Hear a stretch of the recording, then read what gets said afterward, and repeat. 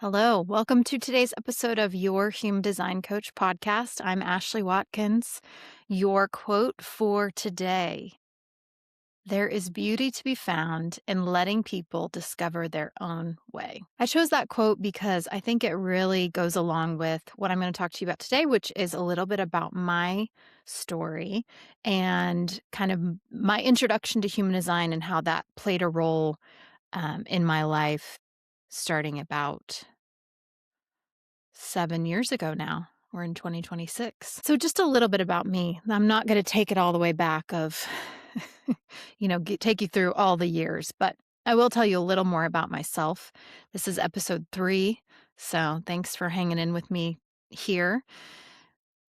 I was born and raised in Wichita, Kansas, still live just outside of Wichita. As far as my human design, I've mentioned that I have the 3-5 profile line.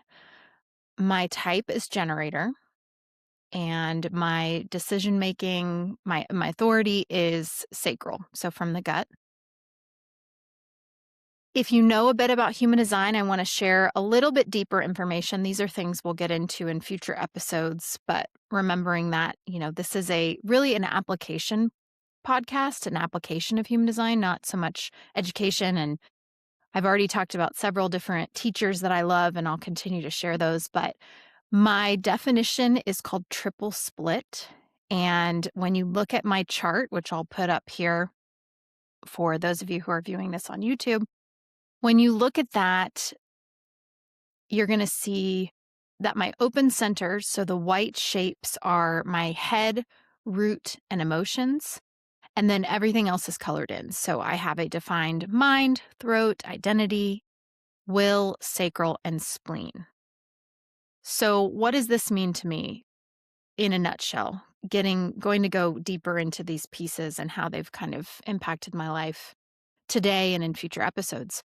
But as I've said, some of these parts of my human design have just given me a language for things that I knew, but maybe a more empowering perspective. So as a 3-5, that means to me that I am here to get in and try things, to share my experiences with others. And that's part of how I'm meant to impact the world, as well as to be a leader and a clear communicator when I start new projects or am involved in things of what I can and can't do. For the generator type, it means that it's important for me to prioritize my excitement. I'm going to talk a little bit about that today, that I need to listen to my gut, that I need to check in with myself when I'm feeling frustrated and see, are there places where I could get into deeper alignment? Am I trying to force some things instead of letting them happen more naturally? That triple split means to me that I need to pay attention when I'm feeling dissatisfied and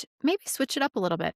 Go work in a coffee shop or see a friend I haven't seen in a while. The open head and root have really helped me understand that feeling of pressure that I feel kind of all the time, and how to be grounded especially when I'm really busy and have a lot of things going on, how to stay grounded and not be overwhelmed by a sense of urgency or stress or things that used to really kind of throw me for a loop and maybe keep me from, accomplishing as much as I would have liked to.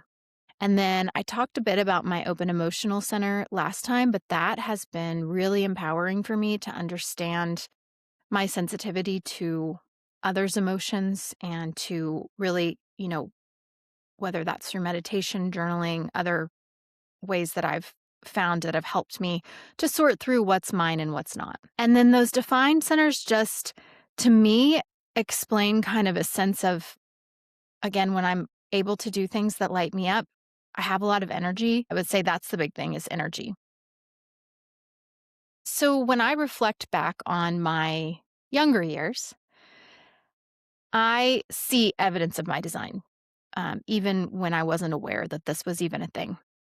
I was extremely fortunate. Shout out to my parents and my grandparents and the adults in my life and my teachers. I was extremely fortunate to have the privilege of being able to do things that lit me up all through my growing up. So I was really into reading, still am. I did different, theater and plays and acting all from grade school, all through high school, and even into some in college, music all throughout those years. I had lots of ways to be creative, whether that was just through play or, more structured ways in school and in extracurriculars, writing. I studied journalism in college, and the really short answer of why I chose that as a major was I just liked it. I started doing it in high school. We had a great journalism program, and it really taught me how to write in a way that made sense to me. And I was like, I really like this. This is really fun. I think I'll do this. We didn't have, this was the late 90s. Not that we weren't, that there wasn't emphasis on careers, but it wasn't the same thing. It was just like, I want to go to school here, and I guess I'll major in this because I like it, and I'll just find a job. And I did, but guess what? It wasn't journalism. It was teaching. So a little more about that in a moment. But when I was in college, I can also kind of see evidence of my sort of sacral, like making decisions from the gut, and also that kind of desire to be hands-on. In my junior year, so I went to a Catholic college, and in my junior year, I had connected with this group of consecrated women, nuns, if you want to call them that. And I was like, I'm going to do this. And I did. I said, I'm quitting college and I'm going to go and I'm going to live with them and discern. And this is going to be great. Sold a bunch of my stuff and went off. 3 months in, I was like, nope, not for me. And that's where I've talked about that line 3. Just I got to get in and decide it, much to the chagrin of my parents. It was kind of a pain for them. And I would call that a mistake, but it definitely changed the trajectory of my life. I am now married. I've been in a relationship with my husband for 20 years. We've been married for almost 14 years. So didn't stick with that.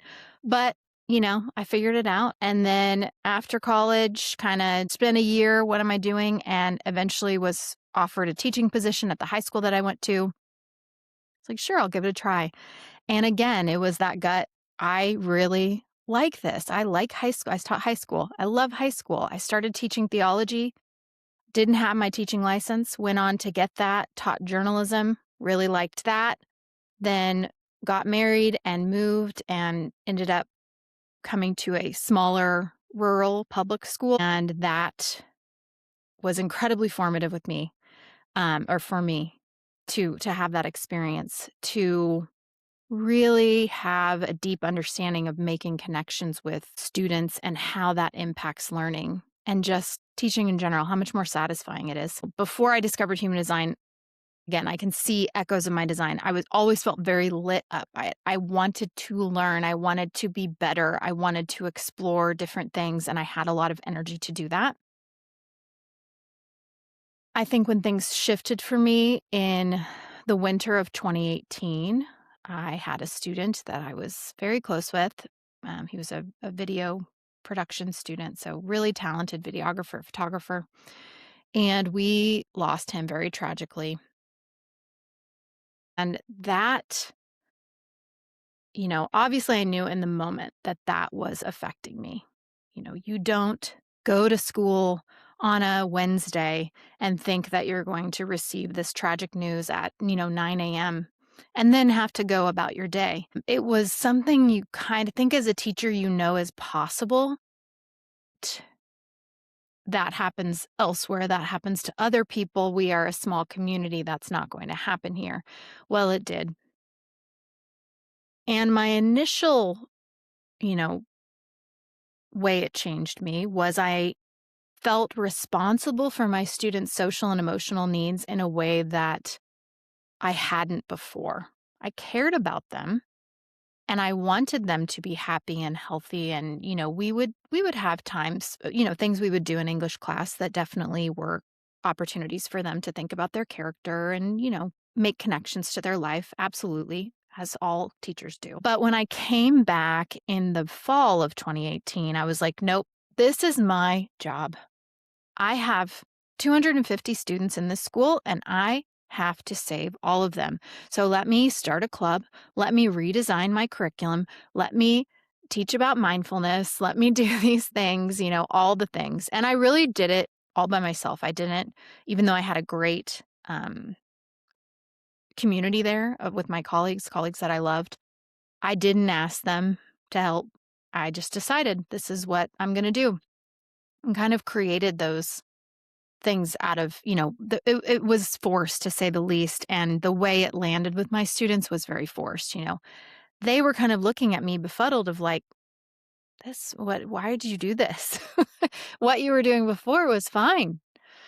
Um, and I felt very frustrated, as a generator type, like kind of quick check in. The self signature of a generator is satisfaction, and the not self is frustration. And I found myself feeling frustrated every day. Now, having had a few years to reflect, I was having a conversation with someone a while back, and she said, well, you got into teaching and you said, my job is to teach these kids. And then by the time you got out, you said, my job is to keep them alive. And there's some truth to that, I think. When I think about my open emotional center and how sensitive I am to other people, I think it just makes sense to me that I reacted the way that I did, but I knew enough to know that it wasn't working and it wasn't the kids' fault, but I was feeling kind of frustrated with them, and I didn't like that. So at some point during that school year, so about 2019, I listened to a podcast and it featured Erin Claire Jones. I've mentioned her before, but she is the founder of Human Design Blueprint and loved hearing what she had to say about human design. It was something I'd never heard of, and she just made it so accessible. So I immediately generated my chart and just started learning just really about those three core principles: type, strategy, authority. Um, and I really only knew those up until about a couple of years ago. Those were the principles that I really took in. And I think because I just was able to apply it right away, right? So I looked at my type of generator and I said, I feel that. When I'm lit up, I know I have energy. That immediately was a little bit of okay, so you're not feeling as lit up by teaching. And it gave me an avenue to sort of explore what that was. The strategy was a big eye opener. So the strategy for all generators and manifesting generators is to wait to respond. And I know for me, when I first learned about it, I was like, well, this feels very passive. Like I just have to wait for something to show up in my world that I am inspired by, and then I can sort of respond to it. But it has been the opposite. It's not passive. It actually is very empowering because it said, you don't have to sit in a room by yourself and try to think of all the ways to solve the world's problems. You can let yourself be inspired. And I knew that to be something that had worked for me before. So that was very empowering, very eye-opening. And then my authority is sacral, or in the gut. So when an opportunity comes, when I'm inspired by something, I did resonate with that idea of feeling very much like it's a yes, it's a no.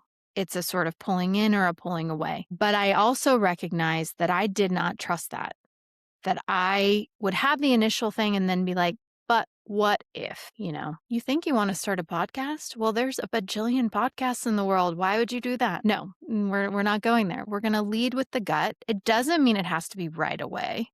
It can be thoughtful, but just not, kind of exploring that idea of not talking myself out of things that felt right. And I'm curious, if you're listening to this and you are a woman, if you resonate with that, because I've mentioned that none of us have the authority of think about it real hard and write down a bunch of pros and cons.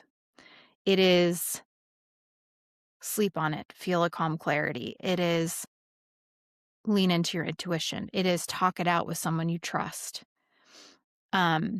But it is soft and it is intuitive and it is not how really the world tells us we should do it. And that's why I kind of love it and trust it.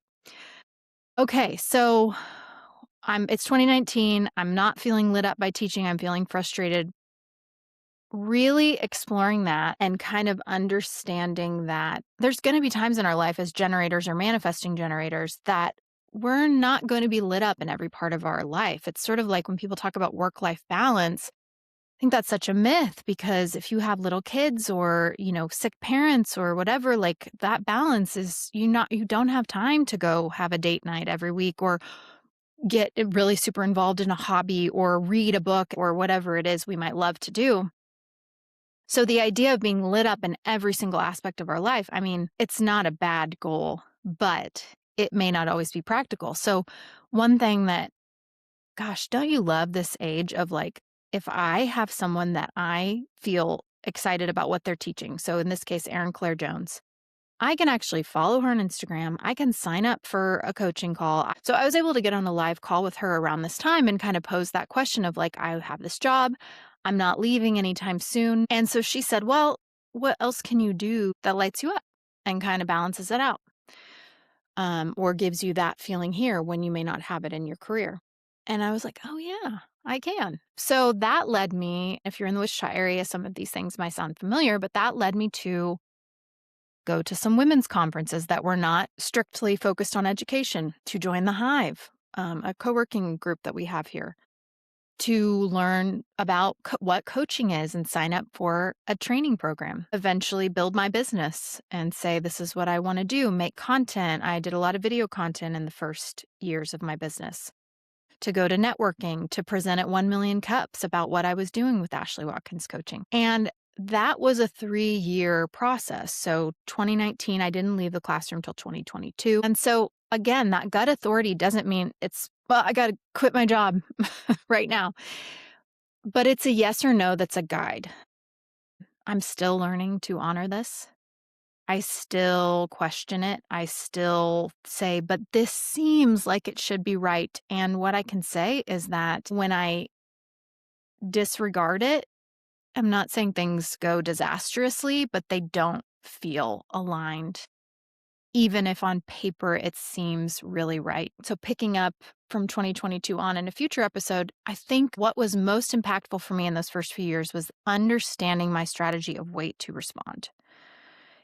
It set me free and continues to set me free from having to come up with just the perfect right idea, and just allows me to surround myself with people and books and podcasts and places and conferences and education that are going to spark that in me and allow me to have that gut response. Thanks so much for being here. If you haven't generated your chart, you can do that at humandesignblueprint.com. I'll put that in the show notes. Episode right before this was a write-in coaching question episodes. Feel free to send those in to ashleywatkinscoaching@gmail.com. You know, these were the first 3 little baby episodes that I recorded and put out for the world on the 21st. So I hope that they've sparked something. Again, my goal here through this podcast is to, one, be creative and have that outlet for myself, but open a view into the application of human design and what that looks like for me and what that looks like for others. So